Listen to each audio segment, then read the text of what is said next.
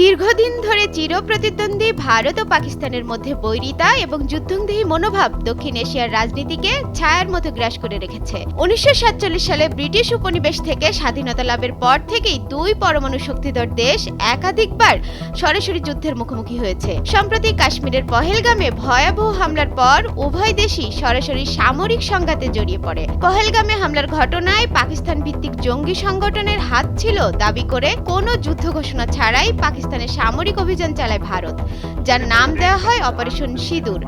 এর জবাবে পাকিস্তান সেনাবাহিনী শুরু করে পাল্টা অভিযান। তবে জন্মশত্রু দুই প্রতিবেশীর মধ্যে ময়দানের যুদ্ধ আপাতত স্থগিত। এখন নতুন করে কূটনৈতিক লড়াইয়ে নেমেছে তারা।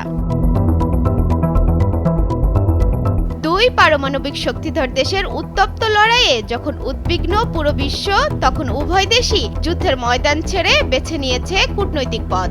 অপারেশন সিঁদুর নিয়ে বিশ্ববাসীর সামনে প্রচারণার জন্য সর্বদলীয় একটি প্রতিনিধি দলকে কূটনৈতিক মিশনে পাঠাচ্ছে ভারত, যার নেতৃত্বে কংগ্রেস নেতা ও অভিজ্ঞ কূটনীতিক শশী থারুর। তারা বিশ্বের নানা প্রান্তে ছুটে গিয়ে তুলে ধরবেন ভারতীয় অবস্থান, সমস্ত সন্ত্রাসবাদের বিরুদ্ধে লড়াইয়ে ভারতের জাতীয় ঐকমত্য এবং দৃঢ় দৃষ্টিভঙ্গি, আত্মরক্ষার অধিকার ও সীমান্ত নিরাপত্তা রক্ষার বিষয়ে প্রচারণা চালাবে এই দল।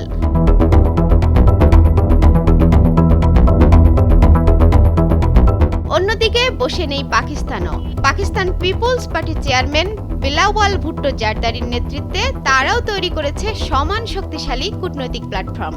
ভারতের মিথ্যা প্রচারণা ও দক্ষিণ এশিয়ায় অস্থিরতা তৈরির প্রচেষ্টাগুলোর বিরুদ্ধে পাকিস্তানের অবস্থান তুলে ধরবে এই প্রতিনিধি দলটি।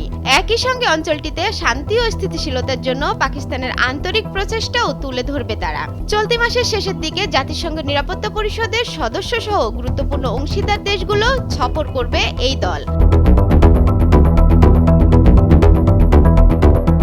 এই পদক্ষেপের অংশ হিসেবে পাকিস্তানের পররাষ্ট্রমন্ত্রী ইসাক দার চীন সফরে যাচ্ছেন। সফরে চীনা নেতাদের সঙ্গে দক্ষিণ এশিয়ার সাম্প্রতিক পরিস্থিতি ও আঞ্চলিক শান্তি স্থিতিশীলতার উপর গুরুত্বপূর্ণ আলোচনা করবেন তিনি। ভারত পাকিস্তান সাম্প্রতিক সীমান্ত সংঘাত ও যুদ্ধবিরতির পটভূমিতে তার এই সফরকে দক্ষিণ এশিয়ায় আঞ্চলিক স্থিতিশীলতার জন্য গুরুত্বপূর্ণ পদক্ষেপ হিসেবে দেখা হচ্ছে।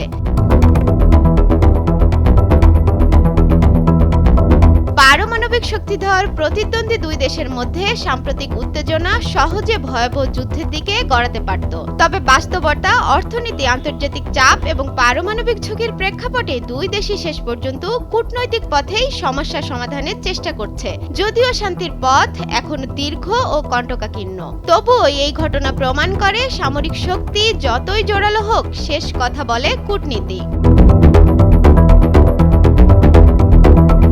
অনামিকা রায়, ভোরের কাগজ।